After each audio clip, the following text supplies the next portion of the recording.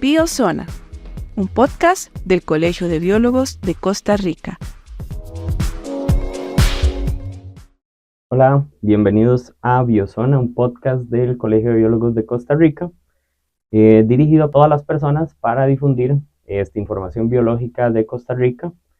De verdad que es un gusto estar por acá. Mi nombre es Roberto Vargas, soy agremiado del Colegio de Biólogos, además investigador en la Universidad Estatal a Distancia, en la cual desempeño mis labores con investigación que tiene que ver con sonidos de naturaleza, específicamente en detecciones automatizadas. Y pues bueno, es un honor para mí estar acá hoy moderando este podcast denominado, Fusionando la biología y la inteligencia artificial.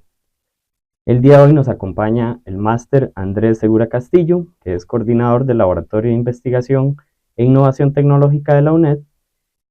Sus temas de investigación incluyen la gestión de tecnología con énfasis en innovación para proyectos científicos específicamente, y también trabajando el tema de inteligencia artificial, que nos trae por acá, innovación abierta y análisis de Big Data.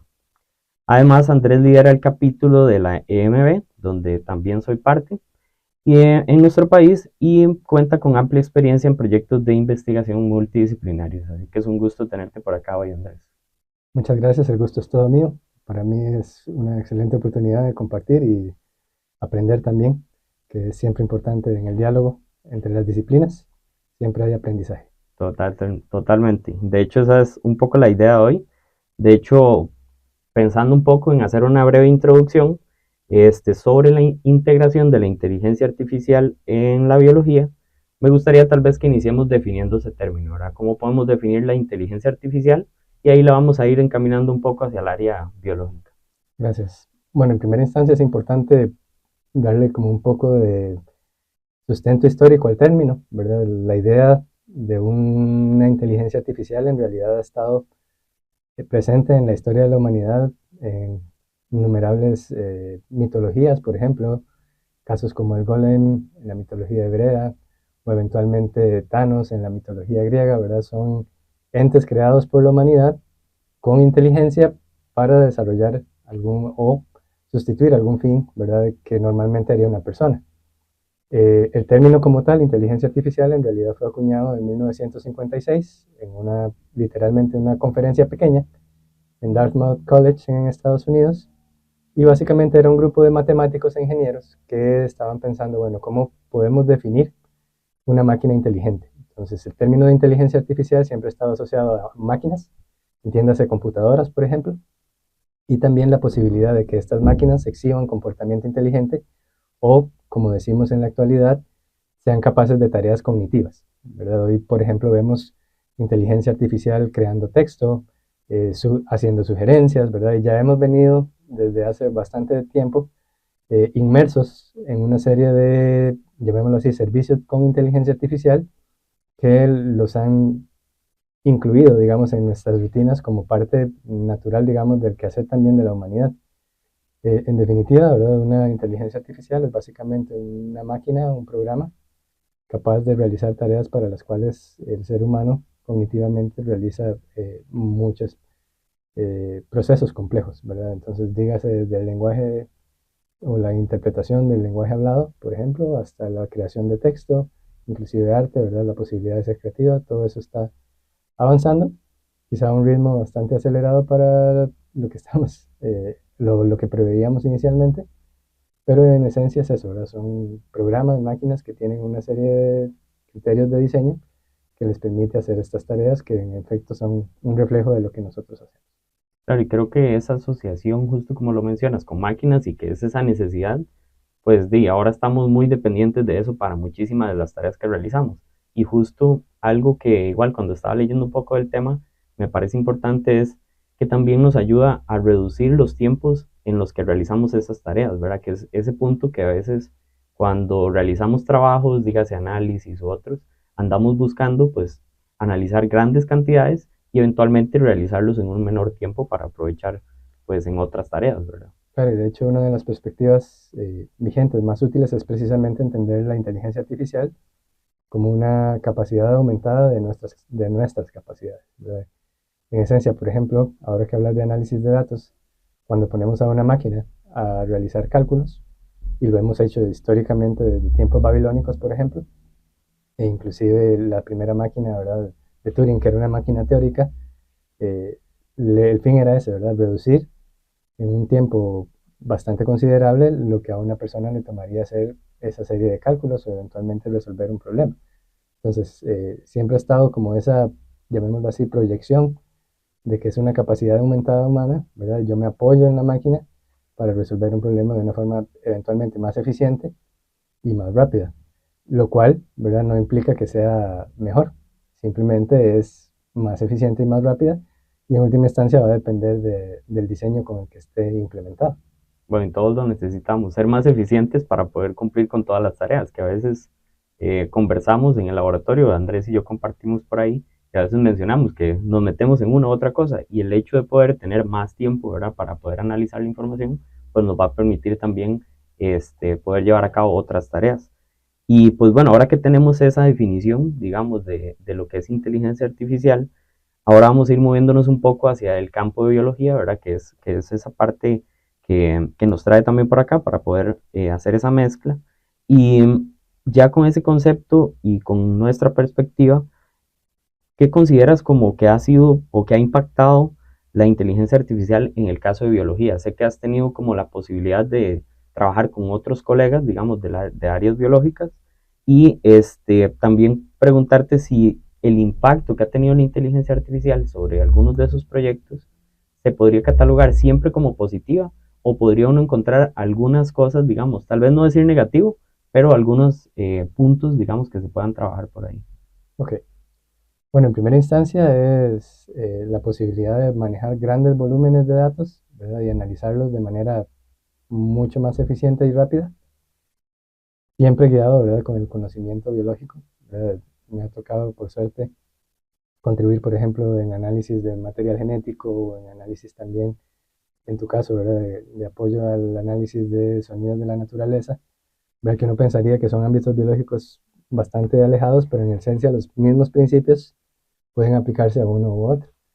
Em, la, Aparte de la ventaja, ¿verdad?, de ganar tiempo y procesamiento y de alguna manera encontrar patrones que no son visibles en primera instancia, la principal ventaja también es cómo la inteligencia artificial va, llamémoslo así, reforzando su conocimiento, ¿verdad?, a partir de, por ejemplo, bases de datos que se van generando, y con el tiempo hay un aprendizaje que también es como implícito, ¿verdad? No, cuando uno está como científico leyendo y etcétera, ¿verdad?, está acumulando conocimiento, metafóricamente la inteligencia artificial puede hacer lo mismo, ¿verdad? Entonces, ese conocimiento acumulativo va mejorando también esos procesos a la vez, ¿verdad?, de análisis y de búsqueda de patrones.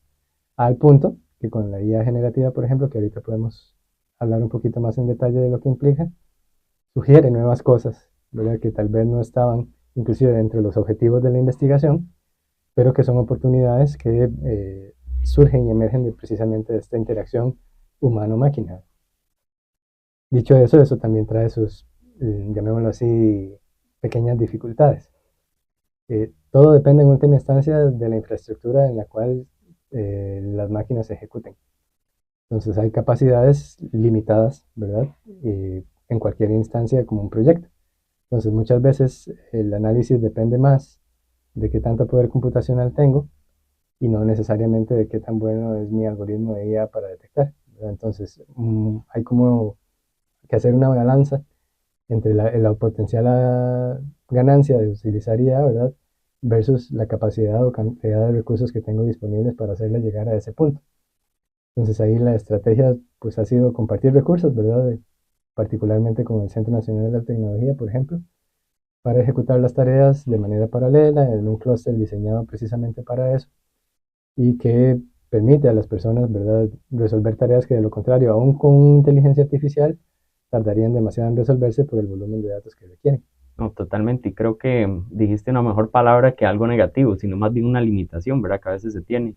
Y por ejemplo, en el caso que mencionabas, y en mi trabajo específicamente, creo que ha sido una gran ventaja, digamos, el poder hacer uso de estas herramientas, porque actualmente manejamos una base de datos de más de 1 millón de grabaciones. claramente sería imposible sentarnos y no creo que nos daría, digamos, el tiempo para poder hacerlo. Y aparte también nos permite utilizar diferentes herramientas que están asociadas, ¿verdad? Para eso. De hecho, una de las consultas que te tenía por acá era en qué áreas específicas de biología se ha adoptado el IA con mayor éxito. Ahorita mencionaste, por ejemplo, en el caso de biotecnología, ¿verdad? Con datos genéticos. Sé que en algún momento trabajaron con células con cáncer y otras. En mi caso, con la parte de sonidos. Y venía pensando por ahí otras que tal vez no son específicamente herramientas dedicadas a biología, pero los biólogos hacemos uso. Por ejemplo, sistemas de información geográfica o algunos otros donde podemos hacer inclusive detecciones de tipos de cobertura u otro que van a ser muy importantes para nuestros proyectos de investigación. Pero no sé si tienes por ahí algunos otros ejemplos de justo algunas áreas, otras áreas en las que conoces que se ha adoptado un poco el IA.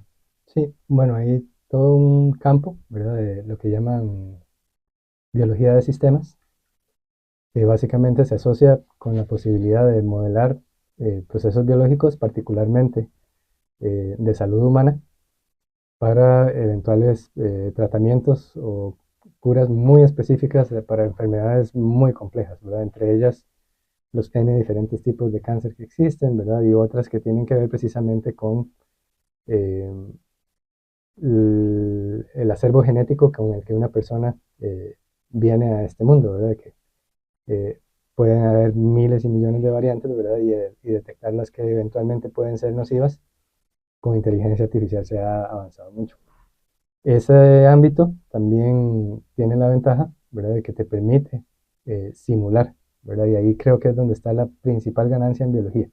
Tener un laboratorio, llamémoslo así, in silico, ¿verdad? Que es el término que se utiliza para hacerlo, llamémoslo así, en máquinas y virtuales, reduce un montón no solo el tiempo, sino los costos, ¿verdad? Cada experimento que habría que hacer para, por ejemplo, preparar una muestra y hacer el estudio, ¿verdad? Genético, habiendo capturado, por ejemplo, una muestra de un paciente, eso humanamente sería el mismo caso de los millones de grabaciones que mencionaste anteriormente, ¿verdad? No, no da el chance. Entonces, tener la posibilidad de simularlo y entonces plantear, por ejemplo, N experimentos y ver cuáles son los que probabilísticamente tendrían, según la IA, mayor posibilidad de ser exitosos, reduce esa incertidumbre, por ejemplo, que es un factor en biología clave para avanzar la investigación. De hecho, así, por ejemplo, es como teníamos la preparación suficiente para, por ejemplo, adaptar el análisis que se había hecho de mRNA, ¿verdad? Para las vacunas contra el COVID, ¿verdad? Y eso fue un avance que se había, de hecho, previamente simulado y que permitió que el desarrollo posteriormente fuera un poco más acelerado al que hubiéramos esperado.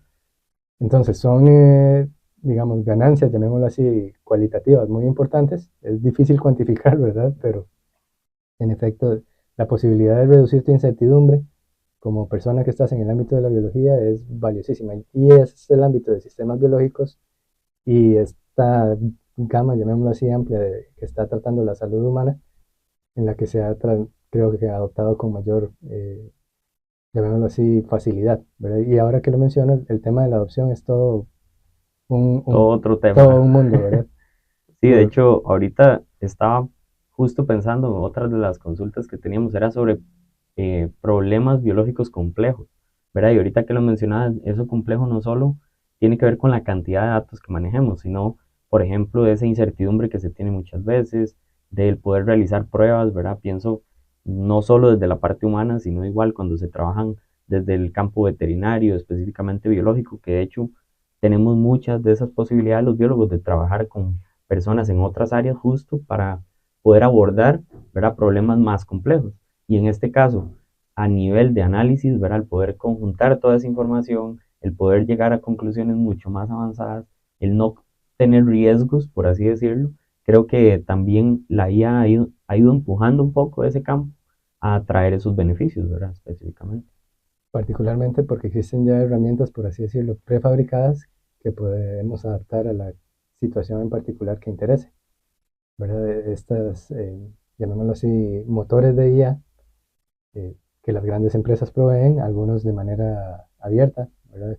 De hecho, Google, Facebook, la misma OpenAI, ¿verdad? Con la famosa ChatGPT, tienen herramientas abiertas que se pueden utilizar en investigación e inclusive servicios en la nube que eventualmente podríamos usar y experimentar, eh, hacen que, digamos, también haya como una comunidad muy apuntada a la reutilización de estas herramientas. De hecho, es muy interesante y eso también lo aprendí trabajando con esta, llamémoslo así, comunidad de biomédica, eh, la importancia de compartir los datos, ¿verdad? Porque ninguna IA va a resolver nada si no cuenta con datos de calidad bien depurados y bien trabajados.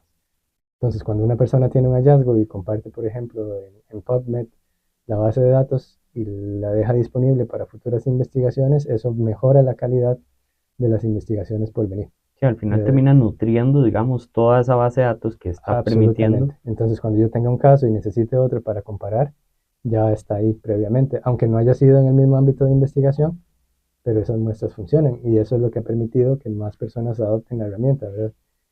La clave no es tanto la IA, sino la gente, Claro. ¿verdad? Y cómo Y también... la disponibilidad de esos datos, ¿verdad? Que muchas Exactamente. veces cuesta, no lo digo solo en biología, sé que esto aplica para todas las demás áreas y ciencias, que también muchas veces la disponibilidad de esos recursos para poder avanzar en estos temas a veces es muy limitado. Entonces, también la información que nos esté devolviendo la IA va a ser limitada porque depende de lo que esté disponible. Correcto, hay un dicho, ¿verdad? Si a usted la IA le da basura, le retorna basura, ¿verdad? Y no en vano, por ejemplo, inclusive las herramientas más avanzadas tienen problemas para asegurar, por ejemplo, la calidad de la respuesta que dan, ¿verdad? O la precisión.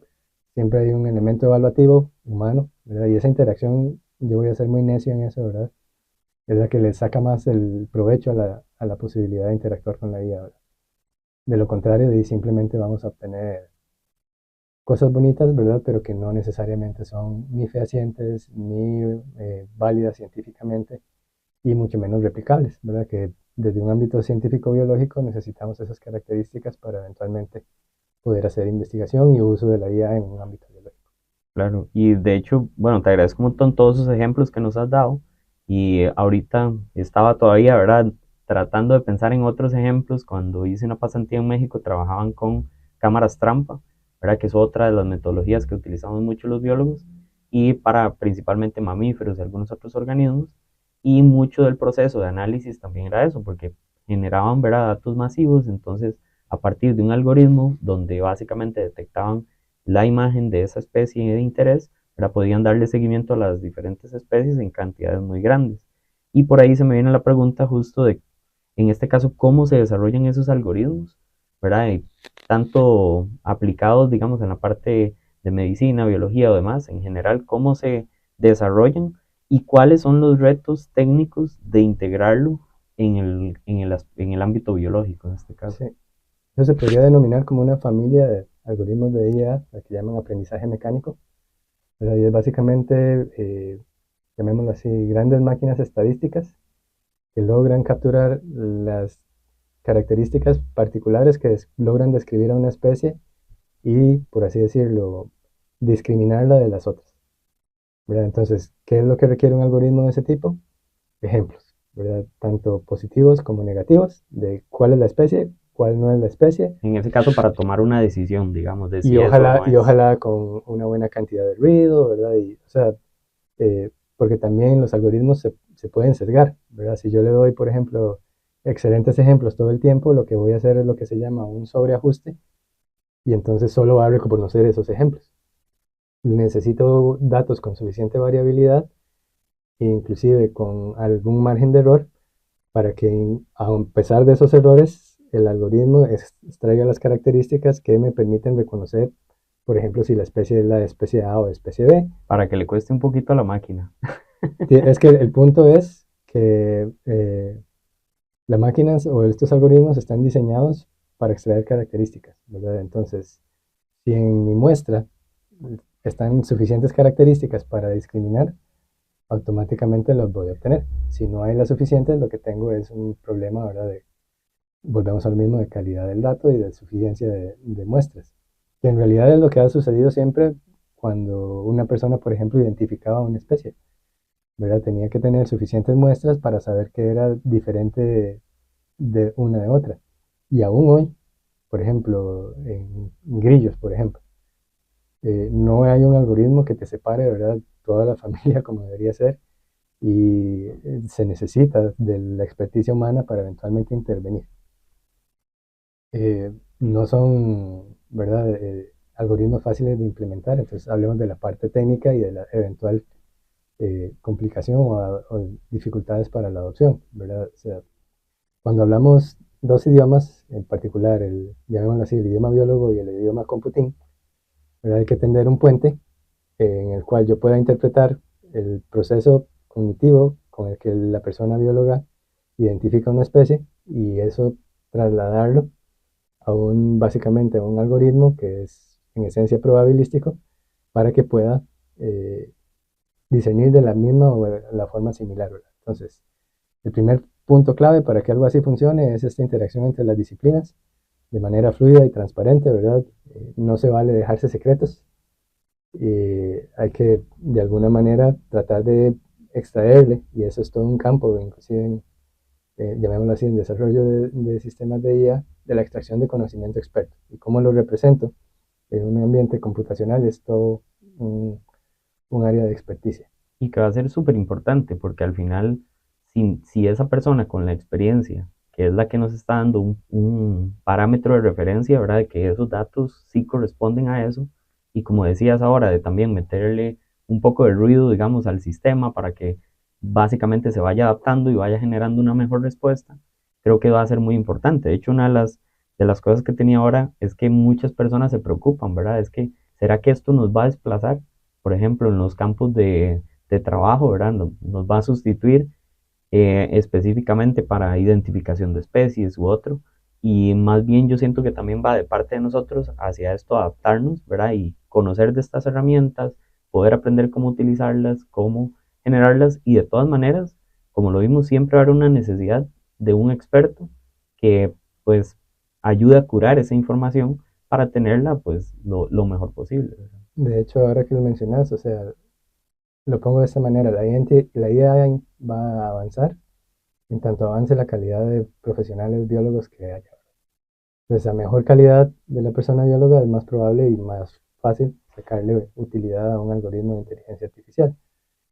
Eh, Entiendo, ¿verdad? Y creo que es totalmente válida la preocupación de este, digamos, tema de la sustitución, ¿verdad? Porque escuché un día en una conferencia que decían que la IA no elimina trabajos, sino que crea oportunidades, ¿verdad? Pero dígale eso a la persona que le están quitando el trabajo. Claro, exacto. Son otros 100 pesos. Sí va a haber, ¿verdad?, tareas en las que ya, por ejemplo, estábamos acostumbrados a que unas personas nos dijera, bueno, tal sonido es tal otra.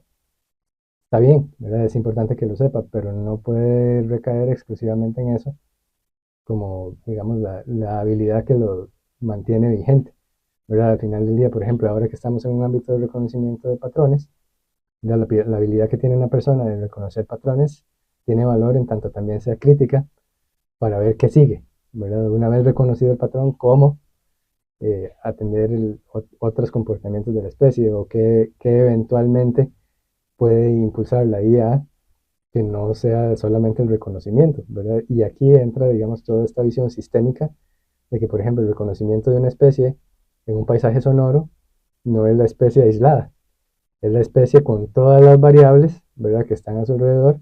La IA no va a ser capaz de entender eso, ¿verdad?, porque nunca tiene esa comprensión, pero la persona sí. Entonces, por ejemplo, en un entorno como el actual de cambio climático y de un estrés, por ejemplo, hídrico y calórico para el cual las especies van a tener que adaptarse, ahí no hay IA que valga, sino el conocimiento experto de una persona que entonces va, por ejemplo, a estar estudiando los patrones de migración y eventualmente a partir de ahí aprender cómo se están adaptando las especies con, con un requerimiento mucho mayor, ¿verdad?, de esfuerzo de parte de la persona, sí, pero bueno, como diría un colega, ¿verdad?, es lo que hay y son los tiempos que nos tocó vivir. Sí, de hecho estaba pensando porque, vamos a ver, uno puede nutrir inclusive modelos o demás con información de distribución, pero pasa mucho en biología que tenemos distribución potencial, ¿verdad? Porque justo muchas especies se van adaptando a todas estas condiciones nuevas, Entonces, muchas veces esa última decisión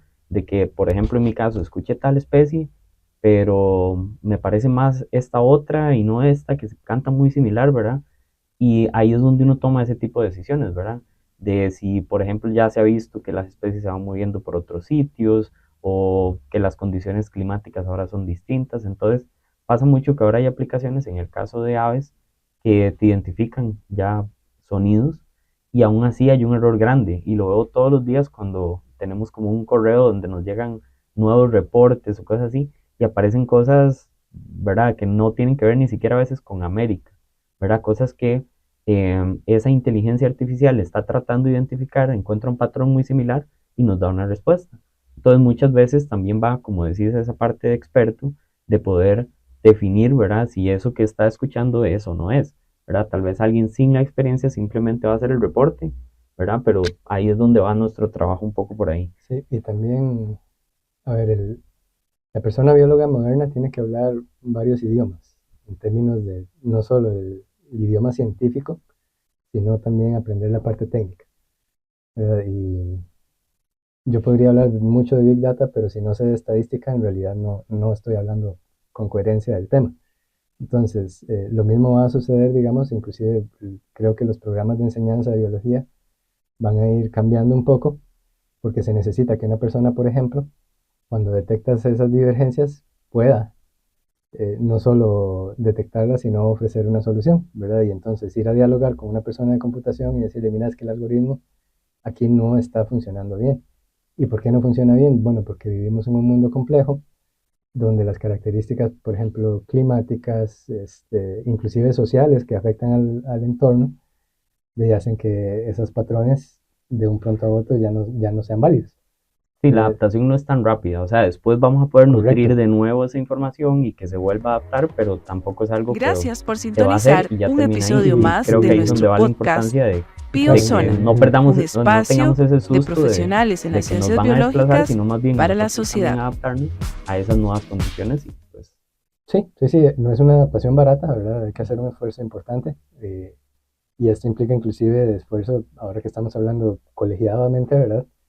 De hacer conciencia de que se necesita, ¿verdad?, mejorar la formación en esos ámbitos, ¿verdad? No necesariamente los programas actuales, eh, creo que a usted ha tocado vivir experiencia propia, brindan las suficientes herramientas como para adoptar fácilmente inteligencia artificial en el trabajo biológico. sí, Y eso no es ni bueno ni malo, ¿verdad? Es una realidad que está muy aceleradamente cambiando y entonces son las preguntas que surgen de camino, ¿verdad? O sea, recuerdo una vez otro colega que decía, es que el biólogo moderno va a ser un matemático, ¿verdad? Eso es un extremo, ¿verdad? No necesariamente es ya así, asustó a todos. pero lo que yo sí diría es que la persona bióloga moderna está abierta a la adopción de nuevas herramientas que no necesariamente provienen del conocimiento intrínsecamente biológico. Sí, también, de hecho, no solo esa adaptación, sino también estaba pensando en ese trabajo multidisciplinario, ¿verdad? Que a veces, y lo he vivido también en mi caso, llega un punto hasta donde yo tal vez de manera rápida puedo llegar y también puedo, digamos, tener ese contacto con otros colegas. Dígase, en el laboratorio, pues tenemos personas de diferentes áreas dentro de nuestro mismo laboratorio y tratamos de expandirnos hacia a trabajar con otros colegas, ya sea como mencionabas ahora el CNSA o con compañeros del TEC o de otras universidades públicas. Y ahí se me viene un poco la pregunta tal vez de cómo colaborar de manera efectiva entre un biólogo y un programador, digamos que muchas veces, como decía, podemos aprender un nuevo lenguaje, pero tal vez nos va a tomar un poco más de tiempo y creo que esas colaboraciones son importantes. Y aparte de cómo colaborar, qué beneficios se pueden obtener de esa interdisciplinaridad y si tienes o identificas algunas barreras, digamos, en términos de comunicación que pueden haber este, entre los dos grupos. Sí.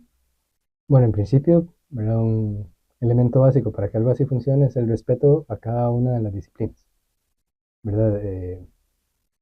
Una mala práctica es partir del hecho de que va a haber una, por así decirlo, disciplina preponderante que va a guiar toda la colaboración.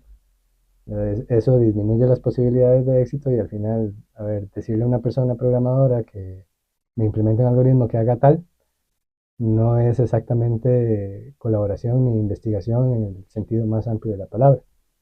Estar con una persona programadora de la cual aprendes que eso que vos utilizas en biología se podía implementar de otra manera, esos son otros 100 pesos, como diríamos acá en el país.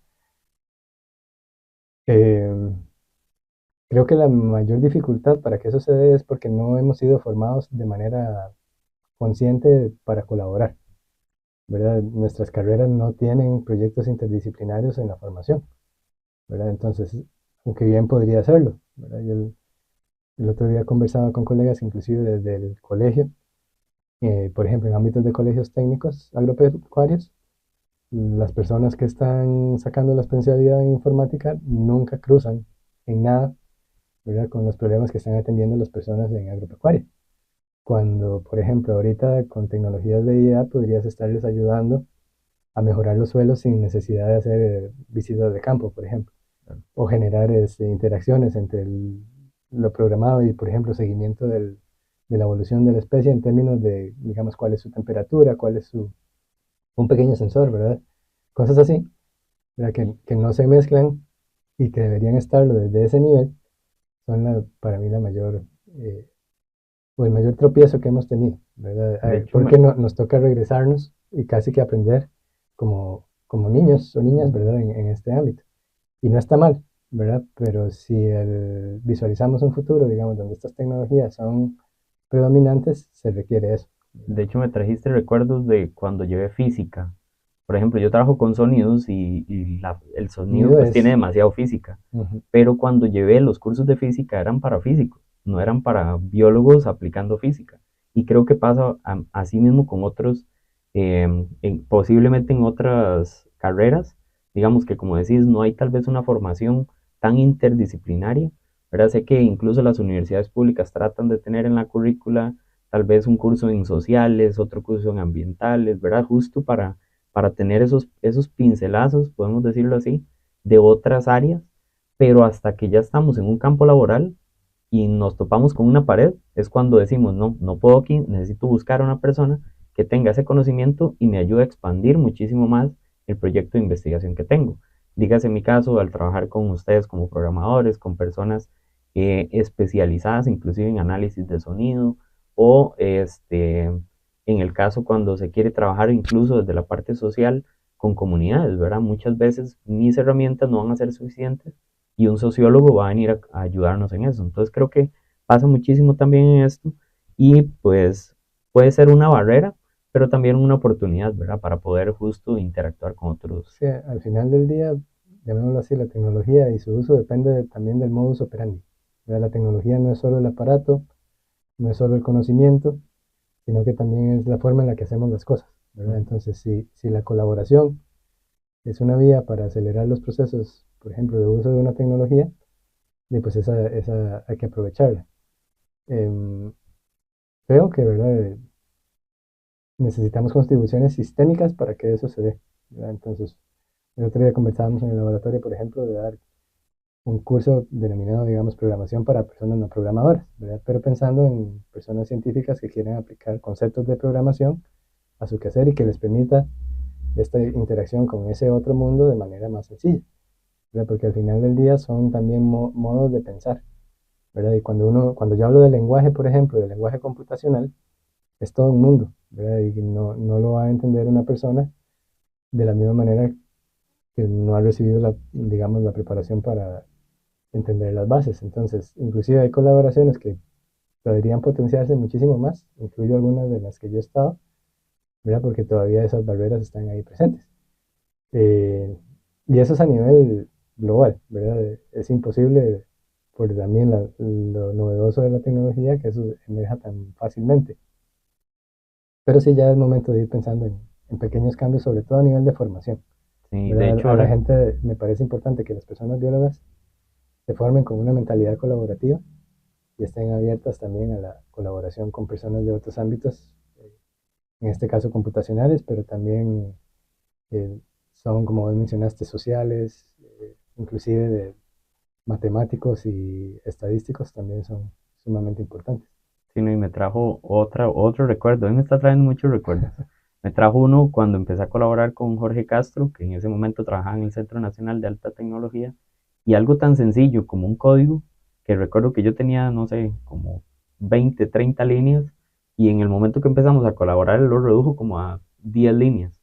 Una cosa tan sencilla a veces de lenguaje y de cómo programar eso, ¿verdad? Y creo que ahí es donde ahora hablamos que la IA nos ayuda a ser más efectivos, justo son ese tipo de ejemplos, ¿verdad? El poder ser más efectivos en poder realizar una tarea, en poder generar alguna información, algún análisis. Entonces creo que es muy importante y pues bueno, como vimos, existen barreras, existen oportunidades y podemos ir adaptándonos en nuestro caso desde la biología a trabajar con otras áreas. Tanto, ¿verdad? Que hablábamos de proyectos tanto biológicos como de integrar cosas o aspectos sociales. Y también se me viene a la mente un poco la parte ética, ¿verdad? No sé si igual has escuchado entre las personas con las que han trabajado algunas preocupaciones desde el campo ético, digamos, que se tenga. Sé que ahora con toda esta cuestión de ChatGPT y otro, pues muchos han ido tocando este tema, pero creo que también va más allá de solo la generación de un texto, sino también qué se está analizando, a qué resultados se están llegando. Entonces, no sé si has escuchado algunas preocupaciones éticas, digamos, asociadas al IA en investigación biológica. Sí, bueno, el primero es, llamémoslo así, la sensibilidad de los datos que manejamos. El dato biológico es muy particular, ¿verdad? Y hay que manejarlo con muchísimo cuidado. Algunos casos inclusive tienen que ver directamente con personas, ¿verdad? Y cuando hablo de una muestra, por ejemplo, que no se identifique a la persona y cuestiones de este tipo, que si no están consideradas a la hora de desarrollar un algoritmo, pueden generar pues, errores graves, ¿verdad? O inclusive algún tipo de sesgo no es deseado ya en el ámbito científico. Eh, Otra preocupación importante es esta, ¿verdad? De hasta qué punto eh, la máquina relaja, ¿verdad? Eh, mis capacidades, por así A decirlo, no ¿verdad? volvernos perezosos. Exactamente. A mí me parece importante, ¿verdad? Voy a poner una analogía. Así como yo puedo usar una calculadora para hacer una suma, ¿verdad? Yo necesito entender la suma para saber y tener ese conocimiento de qué implica una suma para realmente después sacarle provecho y hacerlo de un uso ético, ¿verdad? Porque, por así decirlo, pasar de una prueba a punta de calculadora no demuestra nada. Lo mismo sucede con la IA. Cuando, de hecho, este, a mí me sorprendió mucho en uno de los casos de los proyectos que trabajamos, eh, cuando se había modelado el sistema, ¿verdad? Que era un conjunto de ecuaciones, básicamente, ¿verdad? De modelos de ecuaciones estructurales. La persona experta, cuando la máquina dio los resultados, de una vez dijo, no, eso no puede ser posible, ¿verdad? Era un resultado posible dentro del ámbito de la lógica del algoritmo y de la lógica del IEA, y era una red que parecía muy viable, etcétera. Y él dijo, no, eso no es posible porque tal gen regula tal otro y esa regulación va a impedir que suceda esto que estaba diciendo. De nuevo, Entonces, ese criterio experto, súper importante, pero también justo esa parte ética de no solo llegar a un resultado, correcto. sino hacer un buen Entonces, análisis en y yo función. estoy seguro que ese resultado se hubiera presentado, ¿verdad? Con la estructura, por ejemplo, de un artículo científico y hubiera pasado por más de una revista sin detectarse, ¿verdad? Y eso puede suceder y está sucediendo, ¿verdad? Pero ahí es donde entra el aspecto ético, ¿verdad? ¿Hasta qué punto permito que mi criterio o mi experticia sea sustituida por una máquina que no la tiene?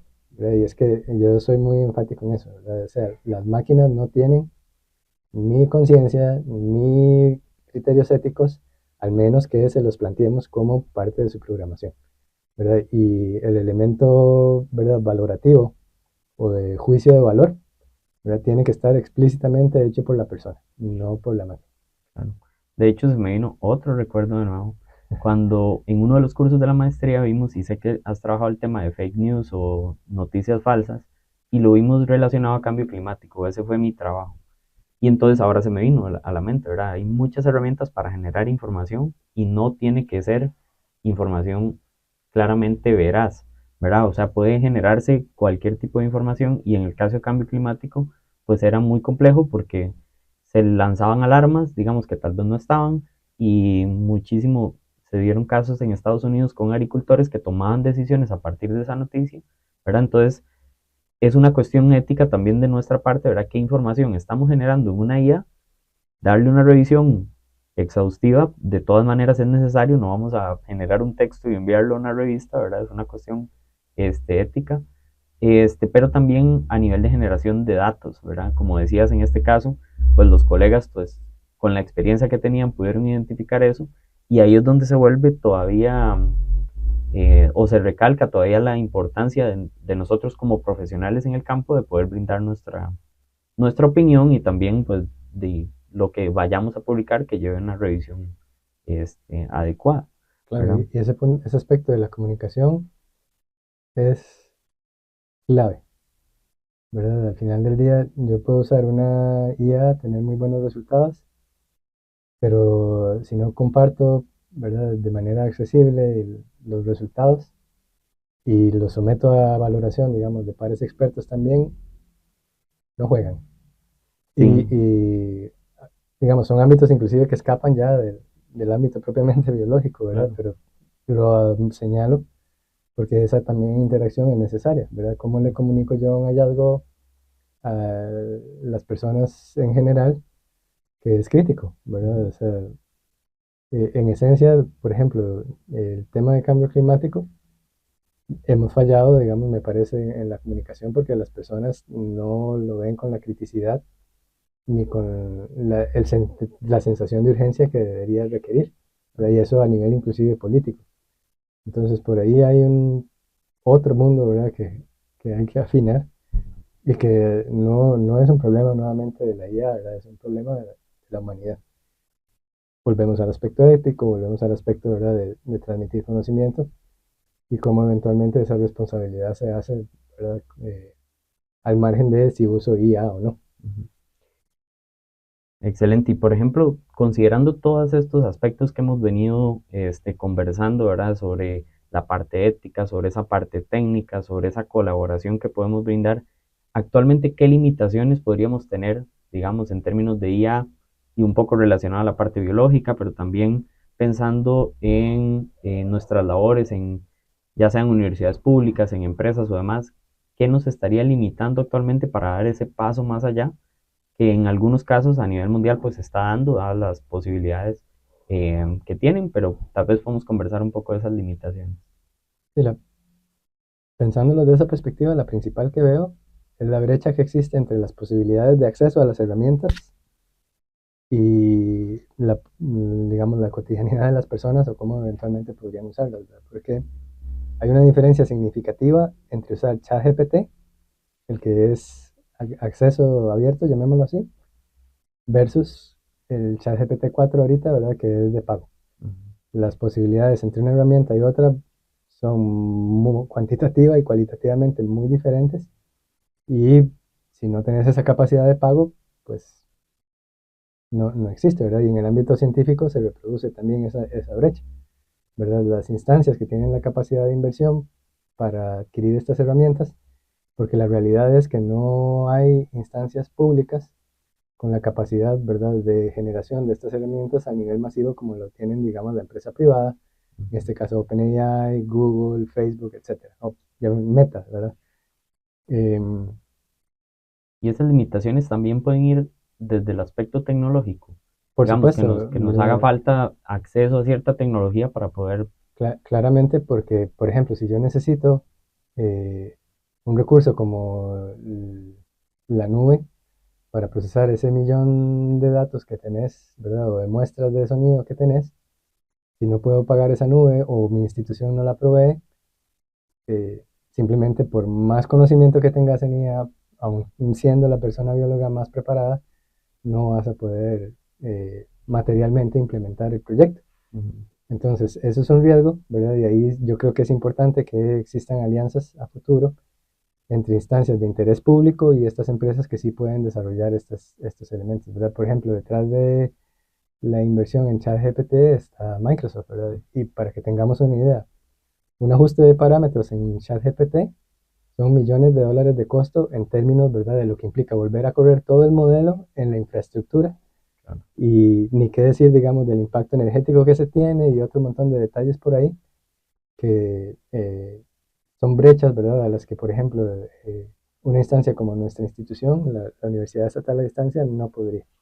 Y, por ejemplo, pensando en si pudiéramos dar ese paso, tuviéramos el acceso a los recursos, tuviéramos tanto en términos de dinero como en términos de acceso a esas tecnologías o de tecnologías más avanzadas, ¿cómo crees que se podría transformar el conocimiento que tenemos actualmente, tanto en el campo biológico como en otras áreas, de poder tener esas herramientas, ese paso que podríamos dar, digamos, qué Sí, tanto? a ver, yo soy muy reacio a dar predicciones y A digamos que pensar tan a futuro, la futurología, digamos, no me parece una ciencia, claro. pero sí soy muy, digamos, puyante en términos de que uno debería diseñar los futuros, o por lo menos pensar en cómo quiere que sean las cosas y hacer el esfuerzo para diseñarlas e implementarlas. El potencial, digamos, y aquí retomando todo lo que hablamos de ética y bienestar, ¿verdad? Para mí estaría en dos ámbitos claves, ¿verdad? El ecosistémico, ¿verdad? En términos sobre todo de cambio climático, cómo hacer que la biología y la IA contribuyan a mitigar y a reducir el impacto de lo que ya está sucediendo y es inevitable, ¿verdad? Y cómo pensar en alternativas, por ejemplo, nuevos modelos para reducir ese impacto o mejorar las condiciones, que al final del día son condiciones ecosistémicas que incluyen a la humanidad, obviamente. Y la segunda es la salud humana, ¿verdad? Yo creo que el potencial por ahí no solo es enorme, sino es que el que debería ser prioritario, ¿verdad? Porque ahorita la situación de salud a nivel mundial y no corresponde, digamos, a las herramientas biológicas con las que disponemos, ¿verdad? Las personas podrían tener muchísima más calidad de vida a partir de lo que biológicamente se ha estudiado y se sabe, y no la tiene precisamente porque todo lo que mencionamos, de brechas, comunicación, etcétera, ¿verdad? Entonces, en esos escenarios ideales y en ese diseño de futuros, yo sí vería, digamos, que esa sería la mejor ruta por optar. Eh, Hay muchos dilemas, ¿verdad? No es tan fácil. Y aquí entra el ámbito también político, el ámbito económico, ¿verdad? Es complejo, pero yo diría que esos dos serían futuros deseables. Sí, y me gusta mucho ese de salud, aunque le quitaría lo humano y lo dejaría como salud. De hecho, hay muchos colegas que están trabajando lo que se denomina como salud ecosistémica y al final ahí estamos todos, Claro, ¿verdad? ¿verdad? Entonces, Si restauras el suelo, restauras exacto. por ejemplo, Se permiten todos esos el flujos balance. Claro, de entonces manera, al final, como recordamos, ¿verdad? Al final deberíamos estar jugando con la tierra y nutrirnos, ¿verdad? De todo ese entorno, pero si no tenemos los espacios y no los hemos estudiado o diseñado, ¿verdad? Tampoco claro, lo podemos lograr. Pero sí, es en efecto un futuro ecosistémico sería muy deseable. muy deseable. No, de verdad que, bueno, agradecerte un montón este espacio. Aparte de compartir en el laboratorio, yo creo que este ratito también me hizo, como decía ahora, recordar muchas cosas, pero también pensar en muchas a futuro, digamos, tanto desde esta área de IA como nuestra aplicación desde biología hacia ella y al trabajo con otros colegas, ¿verdad? Que siempre es importante permearse de todos estos temas, de poder llevarlos a cada uno de nuestros trabajos. Sé que cada uno de los colegiados y demás que van a estar escuchando el podcast de camino van a ir pensando en lo que están realizando ahorita y cómo podrían eventualmente mejorarlo o poder nutrirse de estas herramientas. Entonces agradecerte un montón. Agradecer también al colegio por el espacio. Definitivamente hoy que escuchamos este podcast en un tema que está de moda, que también nos va a ayudar muchísimo en cada una de nuestras labores, pues nos va a ayudar a que ese proceso de evolución que tenemos, ¿verdad? En estos temas, pues vaya hacia adelante. Entonces agradecerte un montón y invitarlos a que sigan escuchando el podcast, a que puedan acompañarnos y compartirlo por redes sociales para poder llegar a más personas y ampliar este tema. Así que muchísimas gracias. Gracias, Roberto. Reitero también el agradecimiento al colegio y quedo en total disposición para colaborar. Ese es otro punto importante. A seguir colaborando Pueden entonces. contactarme si tienen alguna idea pues bienvenido y buscaremos la forma de colaborar. Excelente, pura vida. Gracias por sintonizar un episodio más de nuestro podcast Biozona, un espacio de profesionales en las ciencias biológicas para la sociedad.